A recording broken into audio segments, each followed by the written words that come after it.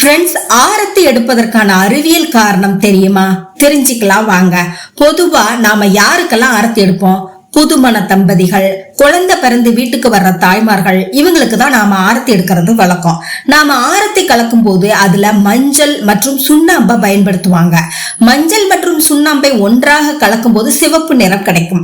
இதுல வெற்றிலையோடு கற்பூரத்தை ஏத்தி ஆரத்தி சுத்தும் போது உருவாகும் நெருப்புல கீழே இருக்கிற சுண்ணாம்பானது ஆவியாகும். சுண்ணாம்புக்கு இயல்பிலேயே தொற்று கிருமிகளை அழிக்கிற ஆற்றல் உண்டு.